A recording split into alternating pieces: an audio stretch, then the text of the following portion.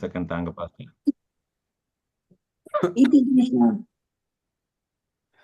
உங்கள் எல்லோருக்கும் ஸ்தோத்திரம். கர்த்தருடைய பரிசுத்த நாமம் மகிமைப்படுவதாக. மறுபடியுமாக இந்த புதன்கிழமையில நம்ம தொடர்ந்து நிகழ்கால சத்தியங்களை படித்து கொண்டு வருகிறோம். அதனால தேவன் கிருபையாக நமக்கு இந்த நாள் சத்தியத்தின் மூலியமாக பேசுவதற்காக நான் கர்த்தரை ஸ்தோத்தரிக்கிறேன். அடியானோடும் குடும்பத்தோடும் சபை விசுவாச பிள்ளைகளோடும் தேவன் அற்புதமாக நடத்தி வராங்க. அதற்காக தேவனுக்கே துதிகன மகிமை. எவ்வளவோ ஆபத்து விபத்துகள் நம்மளை ஒருவேளை நேரிட்டிருக்கலாம். ஆனால் தேவன் அற்புதமாக நடத்துகிறாங்க. அதற்காக கர்த்தருக்கு ஸ்தோத்திரம். நீங்களும் உங்களுடைய சாட்சியின் மூலியமாக தேவனை மகிமைப்படுத்தீர்கள். அதற்காக நான் தேவனுக்கு ஸ்தோத்திரம் செலுத்துகிறேன். கண்களை மூடி ஜெபம் செய்து இந்த நாள் சத்தியத்திற்குள் கடந்து செல்வோம். கிருபை உள்ள தகப்பனே, அடியனை மறைத்து நீங்கள் பேசுங்க தகப்பனே. கர்த்தாவே, அடியன் ஒன்றுமே இல்லையப்பா. ராஜா, ஆவியானவர் தாமே அடியன மூலியமாக வெளிப்படும்படியாக ஜெபிக்கிறேன். நான் அல்ல, நீங்க அப்பா. கேட்கிற ஒவ்வொருடைய பிள்ளைகளுடைய வாழ்க்கையிலும் ஆவியானவர் கிரியை செய்யும்படியாக ஜெபிக்கிறோம். தெய்வ நாம மகிமைக்காக இந்த நேரம் இருக்கட்டும். இயேசுவின் நாமத்திலே கெஞ்சி கெஞ்சிகளை பரம்பிதாவே, ஆமென். ஆமென். சரி, இந்த நாளில் கூக்குரல் பாகம் 9 நாம் படிக்க இருக்கிறோம். தலைப்பு ஒரு இலையின் கதை. ஒரு இலையின் கதை என்ற தலைப்பின் கீழாக நாம் படிக்க இருக்கிறோம். சரிங்களா? அடியன் சிறு வயதாக இருக்கும் பொழுது எங்கள் வீட்டு பக்கத்தில் இந்த ஐஸ் வித்துட்டு வருவாங்க. ஐஸ்கிரீம்லாம் வித்துட்டு வருவாங்க. ஒரு சின்ன ஐஸ் வண்டினா சைக்கிளில் என்ன பண்ணுவாங்கன்னா, சைக்கிள் பின்னாடி ஒரு பெட்டி வச்சுருப்பாங்க. அந்த பெட்டியில் தான் ஐஸ் வித்துட்டு வருவாங்க. இப்போ இந்த ஐஸ் விற்கிறவர் முன்னாடி இந்த ஆட்டோக்கெலாம் ஒரு பாம் வச்சுருப்பாங்க. அதுதான் அவர் வச்சிருப்பார். அந்த ஐஸ் வண்டி முன்னாடி ஒரு பாம் வச்சிருப்பார். இதுதான் வழக்கமாக இருந்தது. இந்த பாம் சத்தம் கேட்ட உடனே நாங்கள் எங்கே இருந்தாலும், வீட்டில் எங்கே இருந்தாலும், இதோ ஐஸ் வண்டி வந்து விட்டது, ஐஸ்காரர் வந்து விட்டார் என்று என்ன பண்ணுவோம்னா, அந்த சில்லறை காசு எங்கே இருக்குன்னு சொல்லிட்டு வீட்டில் தேட ஆரம்பிப்போம். அம்மாட்ட போய் கேட்போம், அப்பாட்ட போய் கேட்போம், இல்லை வேறு யார்ட்டாவது எப்படியாவது இந்த ஐஸ் அந்த சத்தம் முதல்ல அந்த தெரு முக்கில் அது கேட்கும். ஃபஸ்ட்டு தூரமாக கேட்குற மாதிரி இருக்கும். நாங்கள் வேகமாக அந்த சத்தம் நெருங்கி வர வர எங்களுக்கு தெரியும் அவர் வீட்டை நெருங்கி வந்துட்டாருன்னு தெரியும். இன்னும் துரிதப்படுத்துவோம் எங்களுடைய இந்த பணத்தை சேகரிக்கிறது, அல்லது எப்படியாவது அம்மாட்ட வாங்கிடணுன்ட்டு நாங்கள் சேகரிப்போம். இன்னும் துரிதப்படுத்துவோம். அப்புறம் எங்கள் வீட்டை கடந்து என்ன பண்ணுவாங்கன்னா, அப்படியே கொஞ்சம் கொஞ்சமாக அவர் போயிடுவார். அந்த சத்தம் என்னன்னு சொன்னால் மெதுவாக அது குறைஞ்சு கொண்டே போவதையும் எங்கள் கண்கள் முன்பாக அது காதுகள் கேட்கும். எங்கள் கண்களுக்கு முன்பாகவே அவர் கடந்து போயிடுவார். சில சமயங்களில் நாங்கள் அப்படி இப்படின்னு பெரட்டி காசு எடுக்கிறதுக்குள்ளே என்ன பண்ணுவார்னா அவர் கடந்து போயிடுவார். இது ஐஸ் வண்டி. அப்புறம் தள்ளு வண்டியில் வருவாங்க. ஐஸ் தள்ளு வண்டியில் வருவாங்க. 2 சக்கரம் இருக்கும். அதுனா மணி அடித்து கொண்டு வருவார்கள். மணி அடி இதே மாதிரி தான். ஃபஸ்ட்டு தூரத்தில் கேட்கும் சத்தம். நாங்கள் ஆயத்தப்படுவோம். அவர் வந்தோடனே எங்கள் வீட்டு வாசல் கடந்து போகும்போது, அந்த கடக்கும் போது நான் என்ன பண்ணிடணும்னு சொன்னால் வாங்கிடணும். நிறைய சமயங்களில் நாங்கள் ஆயத்தப்படுறதுக்கு முன்பாக அந்த ஓசை கடந்து போனதை நாங்கள் அனுபவித்திருக்கிறோம். ஒருவேளை ஏமாற்றமும் அடைந்திருக்கிறோம். ஏன்னா எங்கள் கண்ணுக்கு முன்பாக அது கடந்து போனது. இது ஒரு பெரிய ஏமாற்றம் அல்ல தேவ பிள்ளைகளே. இப்பொழுது வாழ்கிற நமக்கு இந்த அடையாளங்களும் இந்த ஓசைகளும் நமக்கு கேட்டுக்கொண்டே வருகிறது. கர்த்தராகிய இயேசு கிறிஸ்துவின் 2ஆம் வருகையின் நாள் நேரம் சமீபமா இருக்கிறது என்றதை நம்ம முதல்ல தூரத்துல கேட்டோம். நம்ம விழிப்படைஞ்சிட்டோம், தூரத்துல கேட்டோம். அப்படியே கொஞ்சம் கொஞ்சமா இந்த அடையாளமும் இந்த சத்தமும் இன்னும் பெருசாகி கொண்டே வருகிறது. இப்ப எங்க இருக்கிறது அப்படின்னா, நம்ம முன்பாக இருக்கிறது. நம்ம தீர்மானிக்க வேண்டிய நேரம், ஆண்டுடைய சமூகத்துல நம்முடைய ஜீவனை ஒப்பு கொடுக்க வேண்டிய நேரத்துல நம்ம இருந்து கொண்டிருக்கிறோம். இன்னும் கொஞ்ச நாள்ல இந்த இந்த அடையாளங்களும் இந்த இந்த சத்தமும் அப்படியே குறைஞ்சு கொண்டே போகும்.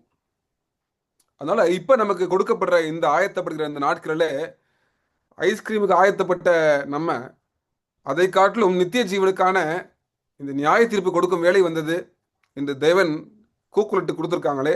நம்ம நம்ம நம்ம ஆராய்ந்து குடும்பமாக திருச்சபையாக நம்ம ஆயத்தப்பட வேண்டும். அதற்காக தான் இந்த நாளில் முக்கியமான செய்தியை படிக்க போகிறோம். ஒரு இளையின் கதை. ஒரு இளையின் கதை. என்னோடு வாருங்கள். ஆதியாகமம் புத்தகம் 8ஆம் அதிகாரம். ஆதியாகமம் புத்தகம் 8ஆம் அதிகாரத்துக்கு உங்கள் கவனத்தை திருப்புங்கள். 8ஆம் அதிகாரம். 8ஆம் அதிகாரத்தில் 7ஆம் வசனத்திலேருந்து நம்ம வாசிக்க போகிறோம். நான் சொல்கிற ஒவ்வொரு வசனமாக நீங்கள் வாசிங்க. ஒரு வசனம் வாசித்த பிறகு நான் விளக்கத்தை கொடுப்பேன். அதுக்கப்புறம் நீங்கள் அடுத்த வசனத்தை வாசிங்க. நான் சொன்ன போது நீங்கள் வாசிங்க. இப்போ நமக்கு நோவா தன் குடும்பத்தோடு என்ன பண்ணுறான்னா, பேழைக்குள் பிரவேசித்து மழை தொடர்ந்து பெய்து பல நாட்கள் மழை பெய்து இப்போ மழை நின்றுருக்குது. மேலே இருக்கிற வானமும் திறந்து மழை பெய்திருக்கிற, கீழே இருந்து ஊத்து வந்து அப்படியே முழு பூமியும் தண்ணீரால் இருக்கிறது. இந்த இந்த இந்த பேழை மாத்திரம் மிதந்து கொண்டே சென்றது. இந்த சமயத்தில் இந்த இந்த நோவா ஒரு முக்கியமான ஒரு காரியத்தை அவர் செய்கிறார். அந்த வசனத்தை வாசிங்க. ஆதியாகமம் 8ஆம் அதிகாரம் 7ஆம் வசனம். ஒரு காகத்தை வெளியே விட்டான். அது புறப்பட்டு பூமியின் மேல் இருந்த ஜலம் வற்றி போகும் வரைக்கும் போகிறதும் வருகிறதுமா இருந்தது. இங்கே இந்த நோவாவிற்கு ஒரு அடையாளம் தேவைப்படுகிறது. ஒரு அடையாளம் தேவைப்படுகிறது. இதற்காக இந்த நோவா செய்த முதல் காரியம், ஒரு காகத்தை எடுத்து என்ன பண்றாங்கன்னா வெளியே விடுறார். பூமியின் சூழல் எப்படி இருக்கிறது, ஜலத்தின் சூழல் எப்படி இருக்கிறது என்பது அறியத்தக்கதாக ஒரு காகத்தை என்ன பண்றாங்கன்னா வெளியே விடுறாரு. இந்த காகம் போகும் வந்து போக்கும் வரத்துமாக இருக்கிறதாக இந்த ஆதியாகமம் புத்தகம் 8ஆம் அதிகாரத்தில் 7ஆம் வசனம் சொல்கிறது. பெருசா ஒரு அடையாளமும் அவருக்கு என்ன பண்ணலன்னா கிடைக்கல. ஒரு கன்ஃபர்மேஷன் ஒன்றும் கிடைக்கல. அடுத்த வசனத்தை வாசிங்க. பின்பு பூமியின் மேல் ஜலம் குறைந்து போயிற்றோ என்று அறியும்படி ஒரு புறாவை தன்னிடத்திலிருந்து வெளியே விட்டான். இப்ப இந்த நோவா என்ன பண்றாருன்னா, இந்த ஜலம் வற்றி போயிட்டா ஒரு அடையாளத்தை தேடுறார். வற்றி போயிட்டேன்னு தெரியுதற்கு தன்னிடத்திலிருந்த ஒரு புறாவை எடுத்து என்ன பண்றாங்கன்னா வெளியே விடுறார். வெளியே விட்டு என்ன தெரிஞ்சுக்கணும், பூமியின் மேல் ஜலம் குறைந்து போயிற்றோ என்று அறியும்படிக்கு. என்ன ஒரு ஒரு ஒரு ஒரு தேடுதல் பாருங்க. நல்லா கவனிச்சுட்டே வாங்க. இந்த வேதத்தை போல, இந்த வேதாகமத்தை போல ஒரு புஸ்தகத்தை நம்ம வாழ்க்கையில பார்க்கவே முடியாது. பிள்ளைகள், நீங்கள் படிச்சு பாருங்க. எப்படி அந்த ஒரு வேத மாணவனாக நான் படிக்கும் பொழுது எப்படி இந்த புறாவை இந்த இந்த நோவா திறந்தெடுத்தார் என்று தெரியல. இந்த புறாவை பரிசுத்த வேதத்துல புறா என்ற அடையாளம் பரிசுத்த ஆவியானதை குறிக்கிறது.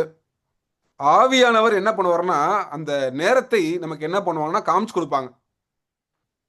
எப்படி ஆண்டவர் பயன்படுத்தியிருக்காரு பாருங்க. நோவா பயன்படுத்தின ஒரு பறவை புறா. பரிசுத்த வேதத்துல ஆவியானவர் என்று நாம் பார்க்கிறோம். நமக்கு இந்த கடைசி நாட்கள்ல நம்முடைய இதயத்துல பேசுகிற தெய்வம் ஆவியானவர் பேசுகிறார்.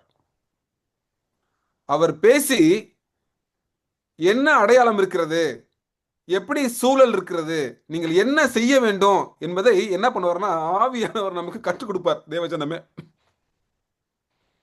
இந்த நோவாவை போல நாம் என்ன பண்ணணும்னா படித்துக் கொள்வதற்கு, அவர் கொண்டு வருகிற அடையாளம் நமக்கு நம்ம ஏற்றுக்கொள்வதற்கு நம்ம ஆயத்தமாக இருக்கணும்.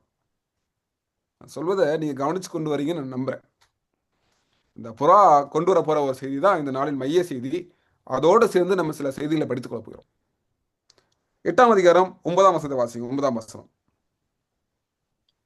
பூமியின் மீது எங்கும் ஜலம் இருந்தபடியால் அந்த புறா தன் உள்ளங்கால் வைத்து இளைப்பாற இடம் காணாமல் திரும்பி பேழையிலே அவனிடத்தில் வந்து அவன் தன் கையை நீட்டி அதை பிடித்து தன்னிடமாக பேழைக்குள் சேர்த்து கொண்டான். இந்த நோவாவுடைய ஒரு அற்புதமான ஒரு குணத்தை பாருங்க. நான் கடந்த முறை சொன்னேன், இந்த சார்ல்ஸ் ஸ்பர்ஜன் அவர் ஒரு ஒரு டிவோஷன் புத்தகத்தில் எழுதுகிறார், இந்த நோவா கரங்களை நீட்டி இந்த புறாவை என்ன பண்ணார்னா ஏற்றுக்கொண்டார். இந்த புறா வெளியெல்லாம் சுத்துச்சு, எங்கேயும் இடம் இல்லை, திரும்பி மறுபடியும் வருகிறது. வரும்பொழுது இந்த நோவா என்ன பண்றாருன்னா தன் கரங்களை நீட்டி, எப்படின்னா அந்த ஜன்னல்லாம் திறந்திருப்பார். ஒருவேளை நீங்க ஒரு ஒரு பிரசங்கியராக யோசித்து பாருங்க, ஜன்னலை திறந்து தன் கரத்தை நீட்டி என்ன பண்றாருன்னு சொன்னா அந்த புறாவை அவர் ஏற்றுக்கொள்கிறார். ஏன்னா அந்த புறா தான் என்ன கொண்டு வரணும், செய்தியை கொண்டு வரணும். நல்லா புரிஞ்சுங்க, இந்த புறா தான் செய்தியை கொண்டு வரணும். இந்த புறா கொடுக்குற செய்தி தான் இவங்களுக்கு ஒரு ஒரு இந்த கப்பலை விட்டு பேழையை விட்டு வெளியே வரலாமா, நாங்கள் என்ன செய்ய வேண்டும் என்ற தீர்மானத்தை தீர்மானிக்க போகிறது. தேவ ஜனமே, நாம் இந்த கடைசி நாட்களில் கிறிஸ்து இயேசுவின் 2ஆம் வருகைக்கு ஆயத்தப்பட்டிருக்கிற நம்ம கரங்களை நீட்ட வேண்டும், பரலோகத்தை நோக்கி நாம் நீட்ட வேண்டும்.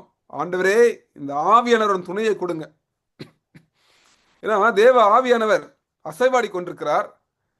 யாருக்கு கற்றுக் கொடுக்கலாம், யாரை ஆயத்தப்படுத்தலாம் என்று அவர் ஏங்கி கொண்டிருக்கிறார். வசனம் சொல்கிறது போல, யார்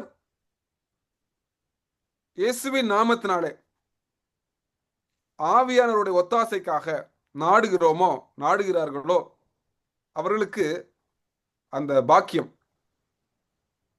நோவாவை போல ஜன்னலை திறந்து பரலோகத்துக்கு நேராக நம்முடைய கரங்களை நீட்டி நாம் என்ன பண்ணணும்னு சொன்னா, காட், தேவனே, எனக்கு இந்த கடைசி நாட்களில் உதவி செய்யுங்க. we are looking for a coming. நான் உங்களுடைய வருகைக்காக நாங்கள் எதிர்நோக்கி கொண்டிருக்கிறோம் என்று நாம் காத்திருக்க வேண்டும். அதனால இந்த கடைசி நாட்களில் எப்படி நம்மளை ஆயத்தப்படுத்துவாங்க அப்படின்னா, ஆவியானவர் என்ன பண்ணுவாங்கன்னா நம்ம மனசுல பேசுவாங்க, மகனே மகளே, காலம் சமீபம், நீ பாரு, உன்னை சுத்தி பாரு. எல்லாம் யார் தான் நம்ம மனசுல பேச முடியும்னு சொன்னா ஆவியானவர் தான் பேச முடியும் தேவ ஜனங்களே. அதனால நம்ம கேட்கணும், ஆண்டவர்கிட்ட கேட்கணும், ஆண்டவரே, தாவீது கேட்டது போல ஆவியானவர் என்னிடத்துல இருந்து எடுத்து போடாம இரும் தகப்பனே. எவ்வளவு சமீபம் என்பதையும் தேவன் என்ன பண்ணுவாங்கன்னா காமிச்சு கொடுப்பாங்க. நமக்கு அந்த நேரம் தெரியாது, இந்த நாளிகை தெரியாது, ஆனால் எவ்வளவு சமீபம் என்பதை நம்ம தேவன் ஆவியானவர் நமக்கு என்ன பண்ணா கற்றுக் கொடுத்துருவாங்க. அதற்காக நம்ம என்ன பண்ணணும்னு சொன்னா நம்ம கேட்கணும்.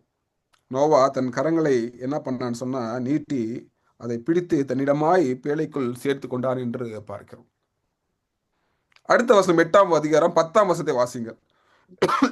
இன்னும் 7 நாள் பொறுத்து மறுபடியும் புறாவை பேழையிலிருந்து வெளியே விட்டான். இங்க மறுபடியும் என்ன பண்றாருன்னா இந்த நோவா 7 நாள் கழித்து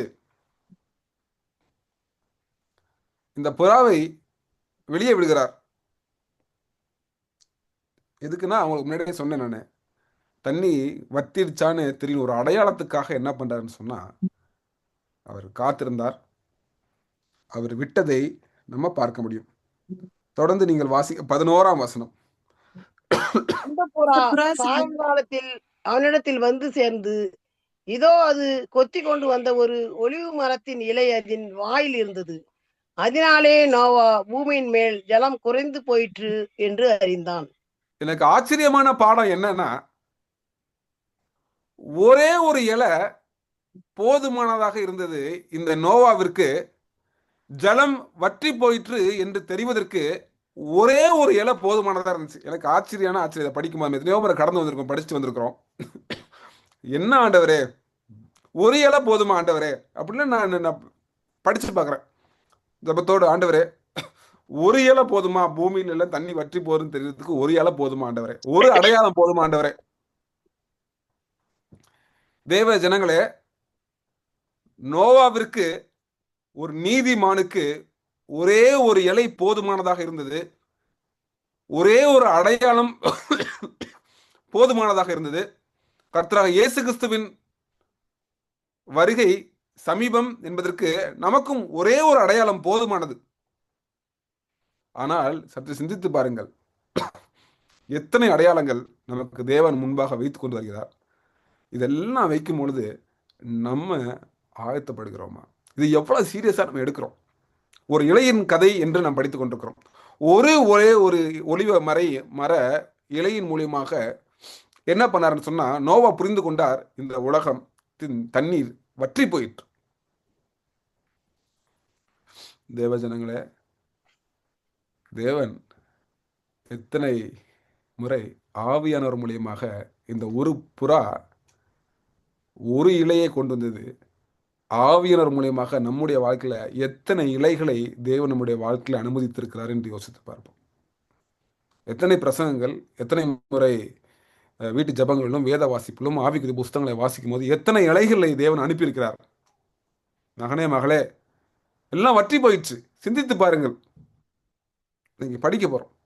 சுருக்கமாக அவனுடைய கிருபையினால படிக்க போறோம். ஆமாண்டவரே, அன்பு வற்றி போயிற்று, விசுவாசங்கள் குறைந்து போயிற்று, பாவங்கள் பெருகி போயிற்று. ஆண்டவரே, இந்த இலையின் மூலியமாக நாங்கள் கற்றுக்கொள்கிறோம் தகப்பனே. நோவாவை போல நாங்கள் என்ன பண்ணணும்னு சொன்னா, ஒரு இலை கிடைத்தால் கூட நமக்கு போதும். நம்ம என்ன பண்ணலான்னு சொன்னா ஆயத்தப்படலாம். ஆனாலும் பாருங்க, இந்த நோவாவிற்கு ஒரே ஒரு அடையாளம் மாத்திரமல்ல, 2 அடையாளம் அவருக்கு காணப்பட்டது. 2 அடையாளம். அதாவது புறாவை முதலாவது அனுப்புறாரு, அது திரும்பி வந்துடுது. மற்றும் ஒரு முறை என்ன பண்றான்னு சொன்னா, 2வது முறை அனுப்புறாங்க. அது என்ன பண்ணுன்னா, ஒரே ஒரு ஒலிவ இலையை கொண்டு வருகிறது. பரிசுத்த வேதத்திலிருந்து நம்ம வாசிப்போங்களா? உபாகமம் 19ஆம் அதிகாரம் 15ஆம் வசனம். உபாகமம் 19ஆம் அதிகாரத்துல 15ஆம் வசனத்தை வாசிப்போம். உபாகமம் 19ஆம் அதிகாரம் 15ஆம் வசனம்.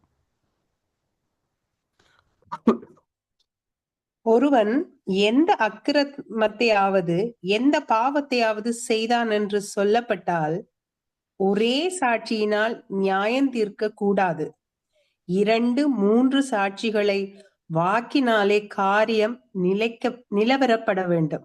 சரி, பரிசுத்த வேதத்தின்படி எந்த ஒரு காரியமாக இருந்தாலும் சரி, அதற்கு தேவன் எப்படி சொல்றாங்கன்னா, 2-3 சாட்சிகளுடைய வாக்கினாலே காரியம் என்ன பண்ணப்படும் சொன்னா, காரியம் நிலை வரப்பட வேண்டும் என்று பரிசுத்த வேதத்தை நம்ம பார்க்கிறோம். இப்ப நோவாவுடைய வாழ்க்கையில நம்ம பார்க்கிறோம். இந்த புறா முதலாவது தடவை போயிட்டு என்ன பண்ணுதுன்னு சொன்னா திரும்பி வந்துடுது.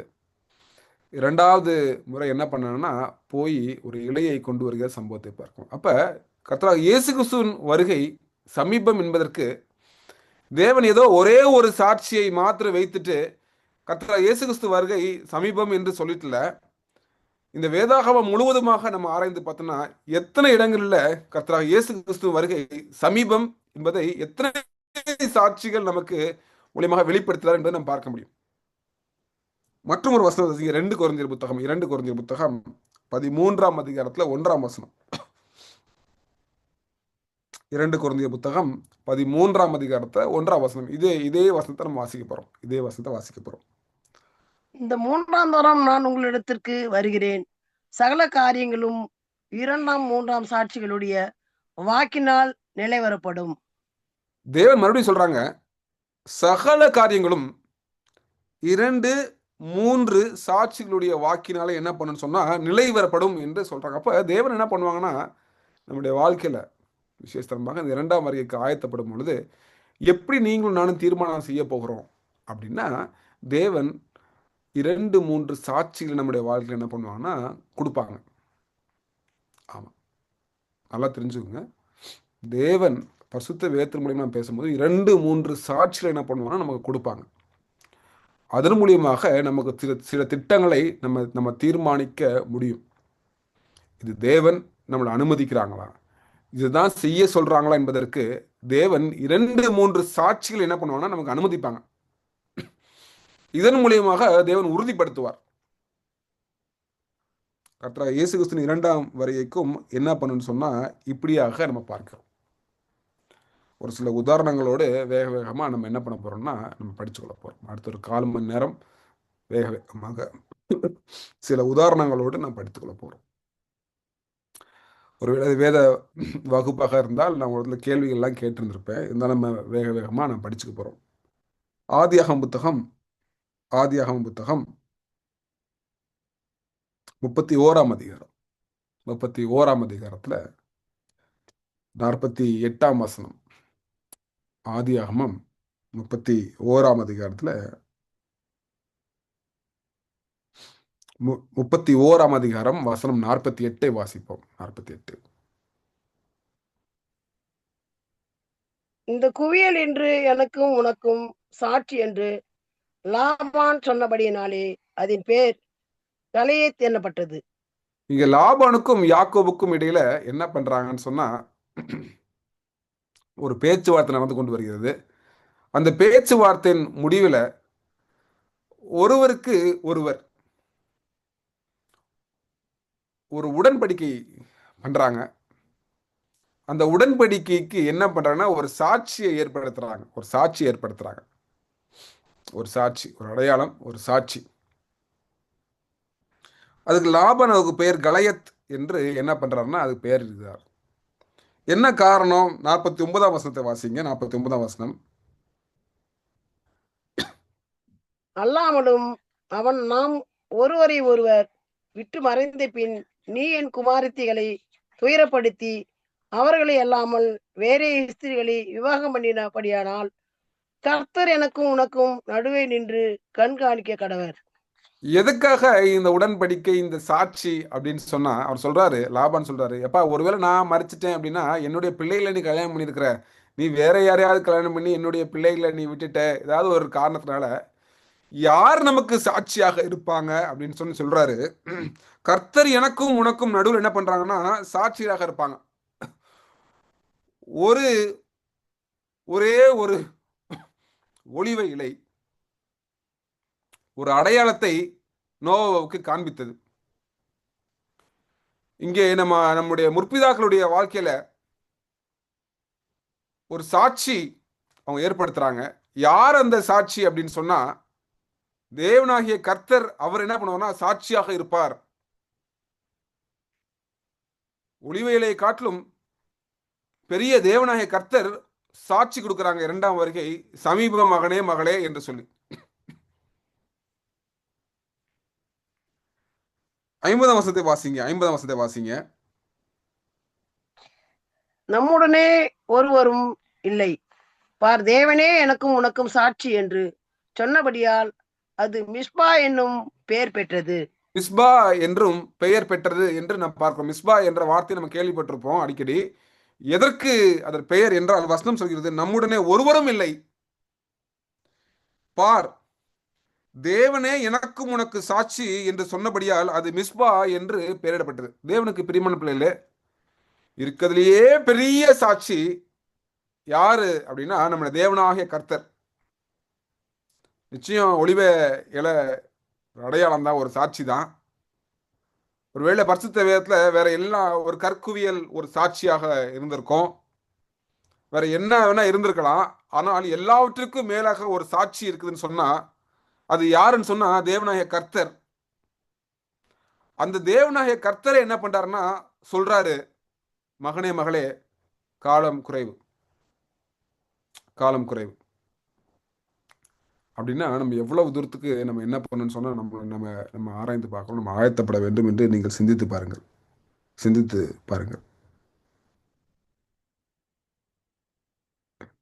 என்னாகும் புத்தகம் 35ஆம் அதிகாரத்தில் 30ஆம் வசனத்தை நீங்கள் வாசிங்கள். என்னாகமம் 35ஆம் அதிகாரத்தில் 30ஆம் வசனம். 35ஆம் அதிகாரம் 30ஆம் வசனம்.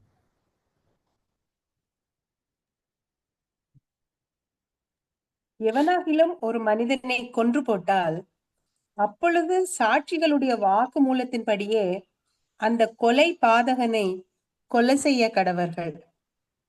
ஒரே சாட்சியை கொண்டு மாத்திரம் ஒரு மனிதன் சாகும்படி தீர்ப்பு செய்யலாகாது. ஒரே ஒரு சாட்சி நமக்கு என்ன பண்ணா நமக்கு பத்தாது. இப்ப தேவன் என்ன பண்றாருன்னா, இத்தனை சாட்சிகள் இருந்தாலும் அவரே பெரிய மெய்யான சாட்சியாக இருப்பாங்க. நம்முடைய 2ஆம் வருகைக்கு நம்ம ஆயத்தப்படும் போது நிறைய அடையாளங்களையும் சாட்சிகளையும் நமக்கு என்ன பண்ணுவாங்கன்னா தேவன் கொடுப்பாங்க. வசனம்லாம் நம்ம வாசிக்க போறோம். நீங்களே ஆச்சரியப்படுவீங்க. நீங்க பாருங்க, நெகேமியா புத்தகத்தை எடுத்துக்கோங்க. நெகேமியா புத்தகம் 9ஆம் அதிகாரம் 34ஆம் வசனம். நெகேமியா 9ஆம் அதிகாரம் 34ஆம் வசனம்.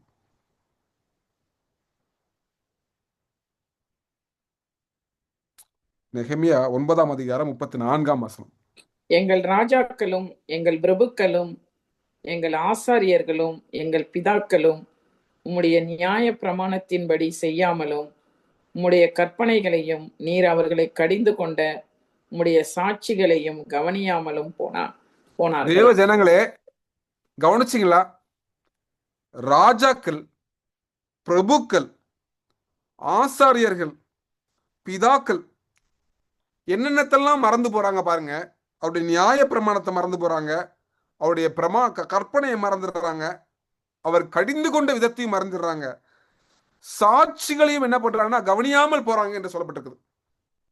தேவன் என்ன பண்றாங்கன்னா, இந்த கடைசி நாட்கள்ல நமக்கு எத்தனை சாட்சிகள். ரோஷரனை நமக்கு இது செய்திக்கு ஆரம்பத்துக்கு முன்னாடியே சொன்னாங்க. அமெரிக்கா தேசம் என்ன செய்து கொண்டிருக்கிறது, இங்கிலாந்து தேசத்துல என்ன நடக்குது, இதெல்லாம் நமக்கு என்னன்னு சொன்னா அடையாளங்கள், சாட்சிகள். தீர்க்க தரிசனம் நிறைவேறுகிறது என்பதை நாம் பார்க்கும்படியாக தேவன் நம் கண்களுக்கு முன்பாக என்ன பண்ணா வைத்துக் கொண்டே வருகிறாங்க. தயவுசெய்து ஜெயஜனங்களே கவனிக்காம போயிடாதீங்க, கவனிக்காம போயிடாதீங்க. ஏன் நம்ம கவனிக்கணும்? வாசிங்க யோபு புஸ்தகம் 16ஆம் அதிகாரம் 19ஆம் வசனம். யோபு 16ஆம் அதிகாரம் 19ஆம் வசனம். இப்போதும் இதோ என் சாட்சி பரலோகத்தில் இருக்கிறது, எனக்கு சாட்சி பகருகிறவர் உன்னதங்களில் இருக்கிறார். நமக்கு இந்த அடையாளங்களையும் இந்த சாட்சிகளையும் நமக்கு காண்பித்து கொண்டு வருகிறவர் யாருன்னா நம்முடைய பரலோகத்தில் இருக்கிற தேவனாய் கர்த்தர் நமக்கு சாட்சி கொடுக்குறாங்க.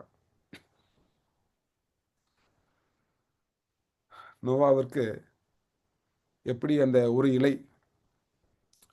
இலை ஒரு சாட்சி கொடுத்தது, பூமியின் தண்ணீர் வற்றி போயிற்று என்பதற்கு ஒரு இலை சாட்சி கொடுத்தது போல தேவனாய் கர்த்தர் இந்த கடைசி நாட்களில் நமக்கு அவரே என்ன பண்றார், நமக்கு பல சாட்சிகளை கொடுத்து வருகிறார். அந்த சாட்சிகளை நம்ம சாதாரணமாக விட்டுறக்கூடாது. நம்ம படிச்சுக்கிட்டோம்னா ஆண்டவரே நாங்கள் ஆயத்தமாகறோம்னு ஒப்பு கொடுத்துறோம். ஒரு 2-3 வசனங்களை நம்ம வாசித்து நம்ம இந்த நாள் முடிவுக்கு வரப்போகிறோம். சங்கீதம் 19ஆம் அதிகாரத்தில் 7ஆம் வசனத்தை வாசிங்க. ஏன் இந்த சாட்சிகளை, இந்த அடையாளங்களை தேவன் நமக்கு காட்டுறாரு பார்த்தீங்களா? வசனத்தின் மூலியமாக தேவன் பேசுவாங்க, இயற்கையின் மூலியமாக தேவன் சாட்சி கொடுப்பாங்க, வசனத்தின் மூலியமாக நமக்கு என்ன பண்ணணும்னா தேவ ஊழியர்கள் மூலியமாக, தீர்க்கதரிசிகள் மூலியமாக சாட்சி நம்ம கொடுத்துட்டே வருவாங்க தேவன். ஏன் இந்த சாட்சிகளை அடையாளங்களை நம்ம சாதாரணமாக விட்டுறக்கூடாது? வாசிங்க 19ஆம் அதிகாரம் சங்கீதம் 7ஆம் வசனம். கர்த்தருடைய வேதம் குறைவற்றதும் ஆத்மாவை உயிர்ப்பிக்கிறதுமா இருக்கிறது. கர்த்தருடைய சாட்சி முழுமையானதும் வேதையை ஞானியாக்குறதுமா இருக்கிறது. எப்படின்னா இந்த சாட்சிகளும் இந்த அடையாளங்களும் நம்ம என்ன பண்ணணும்னா பேதைகளையும் என்ன பண்ணுன்னு சொன்னா ஞானியாக்குறது. அவருடைய வார்த்தை தான், அவருடைய வார்த்தை தான். இதை படிச்சுக்கிட்டு வந்தோம்னா, இதை புரிஞ்சு கொண்டு வந்தோம்னு சொன்னா நம்ம என்ன பண்ணுவோம்னு சொன்னா, நம்ம வேகமா சடுதியாக என்ன பண்ணுவோம்னு சொன்னா இந்த உலகத்தின் காரியத்தை எல்லாம் நம்ம அப்படியே ஒவ்வொன்றா விட ஆரம்பிச்சிருவோம். பேதைகளும் ஞானவான்களாக மாறுவாங்க. அதுதான் சத்தியம் என்று பரிசுத்த வேதாகமம் சொல்கிறது. அதே சங்கீதம் 25ஆம் சங்கீதத்துல 10ஆம் வசனத்தை வாசிங்க. 25ஆம் சங்கீதம் 10ஆம் வசனம்.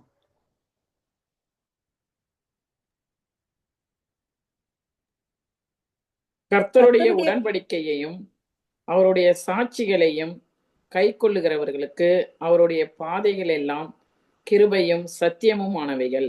எப்படி தேவன் சொல்றாங்க பாருங்க.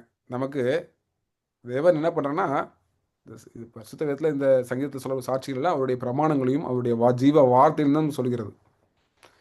இப்ப நமக்கு தேவன் இந்த அடையாளங்களும் இந்த சாட்சிகளும் என்று நாம் படிக்கும் பொழுது ஒரே ஒரு அடையாளம், ஒரே ஒரு சாட்சி நோவாவுக்கு போதுமானதாக இருந்தது. இப்ப தேவ பிள்ளைகளுக்கு தேவன் சொல்றாங்க, கர்த்தருடைய உடன்படிக்கையும் அவருடைய சாட்சிகளையும் கை கொள்றவர்களுக்கு அவருடைய பாதைகள் எல்லாம் கிருபையும் சத்தியமானவைகள் என்று சொல்லப்படுது. நமக்கு கிருபை தேவை, நம்முடைய பாதைகள் எல்லாம் சத்தியமும் அப்படின்னா அவருடைய சாட்சிகளை நம்ம என்ன பண்ண கை கொள்ளணும், பார்த்துட்டே இருக்கணும், விழித்திருந்து இது நிறைவேறுதல் எல்லாம் என்ன பண்ணணும்னு சொன்னா பார்த்து கொண்டே இருக்க வேண்டும். சங்கீதம் 89ஆம் சங்கீதம் 37ஆம் வசனத்தை வாசிங்க. 89ஆம் சங்கீதம் 37ஆம் வசனம். 89ஆம் சங்கீதம் 37ஆம் வசனம். சந்திரனை போல அது என்றென்றைக்கும் உறுதியாயும் ஆகாய மண்டலத்து சாட்சியைப் போல் உண்மையாயும் இருக்கும் என்று விளம்பினீர். இதை நீங்க கவனிச்சிருக்கீங்களா? இந்த ஆகாய மண்டலத்து சாட்சியை போல உண்மையாயும் இருக்கும் என்று விளம்பினார். இதெல்லாம் நமக்கு சாட்சி தான். இந்த ஆகாய மண்டலத்தெல்லாம் நம்ம பார்க்கும் பொழுது கர்த்தருடைய வருகை எப்படி சமீபம் என்பதை நம்ம என்ன பண்றோம், நம்ம பார்த்து கொண்டே வரணும். சங்கீதம் 119ஆம் சங்கீதத்துல 125ஆம் வசனம். 119ஆம் சங்கீதம் 125ஆம் வசனத்தை வாசிங்க. நான் உமது அடியேன், உம்முடைய சாட்சிகளை நான் அறியும்படி என்னை உணர்வுள்ளவன் ஆக்கும். எப்படி நம்முடைய ஜபமாக இருக்க வேண்டும்? ஆண்டவரே என்னை உணர்வுள்ளவன் ஆக்கும். இந்த அடையாளங்களையும் இந்த சாட்சிகளையும் நாங்கள் பார்க்கும் பொழுது நாங்கள் என்ன பண்ணணும்னு சொன்னால் நாங்கள் ஆயத்தப்படணும் தகப்பனே என்று சொல்லி வேகமாக இன்னொரு 3-4 நிமிடம் மட்டும் நம்ம பார்த்து ஜெபிக்க போகிறோம். நம்ம ஜெபிக்க போகிறோம். எப்படி பாருங்க, கர்த்தராகிய இயேசு கிறிஸ்துவின் வருகைக்கு என்ன இலைகளெல்லாம் நமக்கு தேவன் கொடுக்குறாங்க, என்ன இலைகளெல்லாம் தேவன் கொடுக்குறாங்க பாருங்க. இந்த மத்தேயு 24ஆம் அதிகாரத்தில், மத்தேயு 24ஆம் அதிகாரம் 21ஆம் வசனம் 22ஆம் வசனம். மத்தேயு 24ஆம் அதிகாரம் வசனம் 21, 22. ஏனெனில் உலகம் முதல் இதுவரைக்கும் சம்பவித்திராததும் இனிமேலும் சம்பவியாததுமான மிகுந்த உபத்திரவம் அப்பொழுது உண்டாயிருக்கும். அந்நாட்கள் குறைக்கப்படாதிருந்தால் ஒருவனாகிலும் தப்பி போவதில்லை. எப்படி இருக்க போகிறது? கொல்லப்பட்டவர்களின் நிமித்தமோ அந்த நாட்கள் குறைக்கப்படும். எப்படி இருக்க போகிறது இந்த நாட்கள்? அப்ப நான் கொடுக்கிற இந்த ஒரு இலை, இப்ப இந்த வசனத்துல இருந்து ஒரு இலை நான் முன்னாடி கொடுக்குறேன். என்ன தீர்மானம் செய்ய போகிறோம்? தேவஜனங்களே, ஒரு நாள் வரும், இந்த சத்தமெல்லாம் கேட்காது, இந்த சத்தமெல்லாம் கேட்காது. அதனால நம்ம என்ன பண்ணணும்னா நம்ம சீரியஸாக எடுத்துக்கிட்டு குடும்பமாக தினந்தோறும் உங்கள் வீட்டில் குடும்ப ஜெபம் இருக்கணும். காலையும் மாலையும் குடும்ப ஜெபம் இருக்கணும். அந்த ஜெபத்தில் பரலோகத்துக்கு ஆயத்தப்படணும். நம்ம பாவ அறிக்கை செய்ய வேண்டும். நம்ம இடத்துல என்னென்ன மாற்றங்கள் தேவன் எதிர்பார்க்கிறாரோ, அந்த புறா எப்படி எளிய இந்த ஒளிவை எளிய கொண்டது போல ஆவியானவர் நம்ம உள்ளத்துல நம்முடைய தேவைகள் எல்லாம் அவர் ஜெபத்தில் கொண்டு வந்து வச்சு நம்முடைய மாற்றத்தை தருவார். ஒரே வசனத்தை வாசனை முடிக்கிறோம்.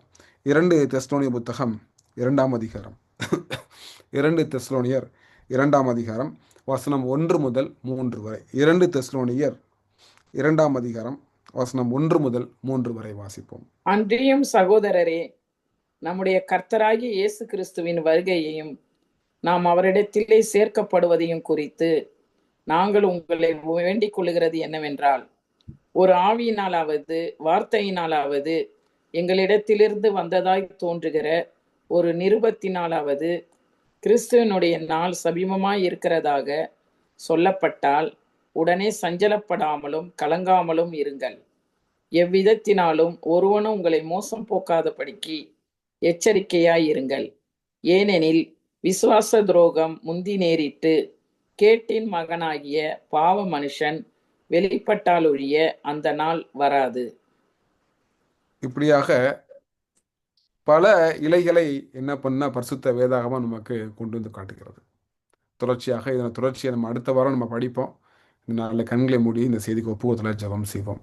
கிருபை உள்ள நல்ல தகப்பனே, அப்பா எங்களோட பேசியதற்காக நன்றி செலுத்துறோம் தகப்பனே. நாங்களும் எங்கள் குடும்பமும் எங்கள் திருச்சபையும் உடைய குமாரன் 2ஆம் வருகைக்கு ஆயத்தப்பட கிருபை தர வேண்டுமாக ஜெபிக்கிறோம் தகப்பனே. நாங்கள் தவறி போய்விடாதபடிக்கு ஆவியானவர் தாமே எங்கள் இந்த நாட்கள் அதிகமாக எங்களோடு பேசும்படியாக எங்களை ஆயத்தப்படுத்தும்படியாக மனம் தாழ்த்தி ஜெபிக்கிறோம் அப்பா. எங்க ஜெபத்தை எல்லாம் கேளுங்க. காலம் சமீபம் என்கிற செய்தி மாத்திரம் மறுபடியும் மறுபடியுமாக எங்களுக்கு துணித்து கொண்டே இருக்கிறது ராஜா. அப்பா, நாங்கள் ஜாக்கிரதை உள்ளவர்களாக விழிப்புடன் இருந்து மோசம் போகாதபடிக்கு எங்களை பாதுகாத்து வச்சியும் வந்திருக்க ஒவ்வொரு பிள்ளைகளையும் ஆஸ்வதிங்க. இயேசுவின் நாமத்திலே கெஞ்சி கெஞ்சி உள்ள பரம்பிதாவே. ஆமென், ஆமென்.